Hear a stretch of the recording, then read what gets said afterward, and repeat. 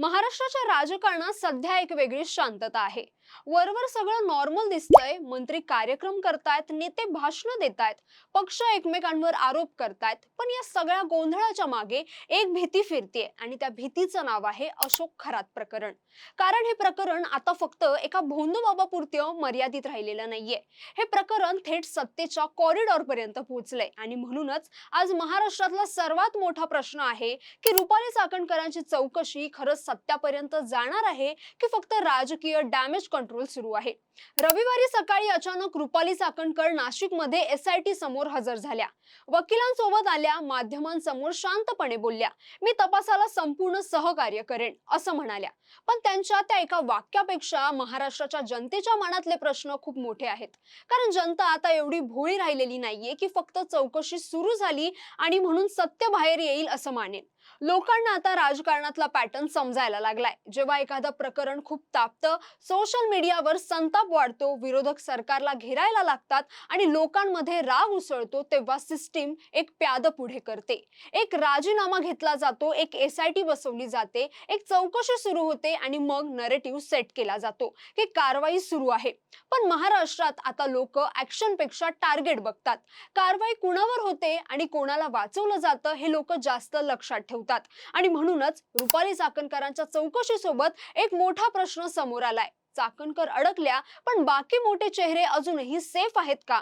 कारण अशोक खरात सोबत फोटो फक्त चाकणकरांचे नाहीत, भाजपचे दिग्गज नेते, शिंदे शिवसेनेचे नेते, दोन्ही राष्ट्रवादीचे चेहरे, सगळ्यांचे फोटो आता सोशल मीडियावर फिरतायत। स्वतः उपमुख्यमंत्री एकनाथ शिंदे शिवनिका संस्थांमध्ये पूजा करताना दिसतात, राधाकृष्ण विखे पाटील दिसतात, जयंत पाटील दिसतात, निलेश लंके कार्यक्रमात दिसतात, सुनील तटकरे लग्नात उपस्थित असतात आणि म्हणूनच हा प्रश्न आणखी गडद होतो। जर संबंधाच्या आधारावर नैतिकता लागू होत असेल तर ती फक्त रुपाली चाकणकरांनाच का लागू होते, बाकीच्यांचं काय? खरं तर अशोक खरात हा फक्त एखादा गावोगाव फिरणारा बाबा नव्हता, तो एक नेटवर्क होता। राजकीय नेटवर्क, आर्थिक नेटवर्क, प्रभावाचं नेटवर्क। स्वतःला कॅप्टन म्हणवणारा हा माणूस सिन्नर सारख्या भागातून थेट मंत्रालयाच्या दारापर्यंत कसा पोहोचला, इतक्या मोठ्या नेत्यापर्यंत त्याची ऍक्सेस कशी झाली आणि मग अचानक त्याच्या कार्यालयातून 58 आक्षेपार्ह क्लिप्स सापडतात।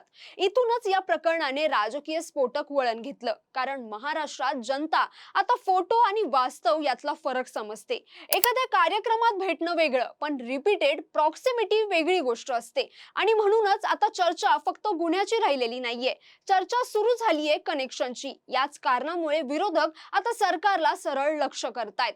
नाना पटोले म्हणतात 4 मंत्री यात आहेत, संजय राऊत दावा करतात 9 मंत्री या भोंदूबाबाचे भक्त होते, अंजली दमानिया म्हणतात मी माहिती दिली तरी चौकशी झाली नाही आणि हे सगळं ऐकल्यावर लोकांच्या मनात संशय आणखी वाढतो। कारण महाराष्ट्रात अशी अनेक प्रकरणं झाली जिथे सुरुवातीला मोठमोठी नावं चर्चेत आली, मीडिया तापला, विरोधक आक्रमक झाले, पण शेवटी ऍक्शन कुणावर झाली? एखाद्या 2 लोकांवर। बाकी सगळे हळूहळू फ्रेमच्या बाहेर गेले आणि म्हणूनच आता रुपाली चाकणकरांच्या प्रकरणाकडे लोक वेगळ्या नजरेने बघतायत।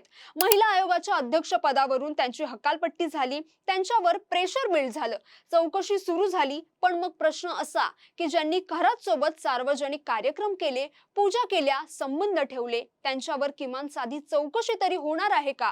की महाराष्ट्र नैतिकता ही फक्त एक पॉलिटिकली कन्व्हिनियंट लोकांसाठीच राखून ठेवलेली असते? आणि इथेच या प्रकरणाचा सगळ्यात डेंजरस पॉलिटिकल अँगल सुरू होतो। कारण हे प्रकरण एका पक्षापुरतं मर्यादित नाहीये, हे क्रॉस पार्टी एम्बॅरसमेंट आहे।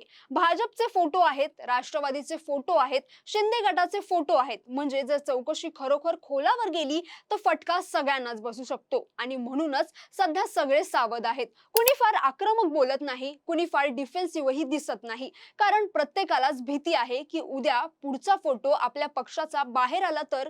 हेच कारण आहे की या प्रकरणात विरोधकही पूर्ण ताकदीने रस्त्यावर उतरलेले दिसत नाहीत, कारण त्यांनाही माहितीये की ही आग सगळ्यांच्या अंगणात जाऊ शकते।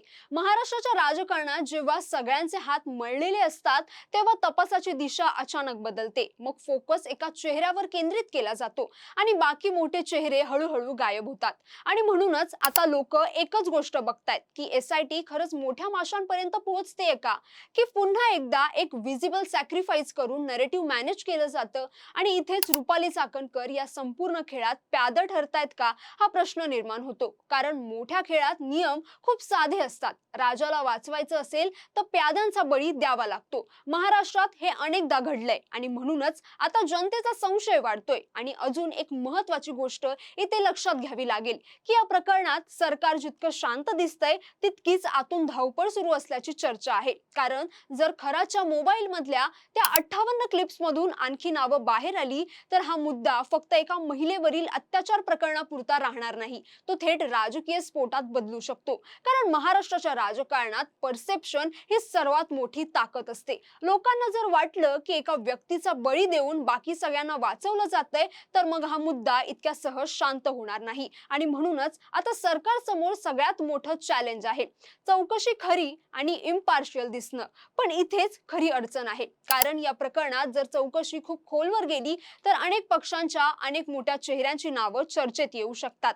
आणि म्हणूनच आता सगळे जपून चालतायत. कोणी कुणावर पूर्ण ताकदीने अटॅक करत नाहीये. कारण प्रत्येकाला माहितीये की ही आग नियंत्रणाबाहेर गेली तर सगळे भाजणार. आणि म्हणूनच आता महाराष्ट्रात एक प्रश्न घुमतोय, रुपाली चाकणकरांची चौकशी ही खरंच सत्यापर्यंत जाणारी सुरुवात आहे की फक्त लोकांचा राग शांत करण्यासाठी दिलेला एक राजकीय बळी. कारण जनता आता एकदम सरळ प्रश्न विचारतीये, जर संबंधाच्या आधारावर चौकशी होत असेल तर नियम सगळ्यांसाठी सारखे का नाहीत?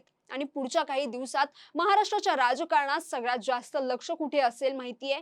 SITच्या चौकशीवर नाही तर त्या चौकशीच्या रीच किती आहे यावर. कारण खेळ आता फक्त अशोक खराचा राहिलेला नाहीये, खेळ आहे सत्तेच्या संरक्षणाचा. तर तुम्हाला या सगळ्या प्रकरणाबद्दल काय वाटतं? तुमचं मत आम्हाला नक्की कमेंट करून कळवा. आणि अशाच व्हिडिओसाठी टाइम महाराष्ट्राला फॉलो आणि चॅनलला सबस्क्राईब करायला विसरू नका. धन्यवाद.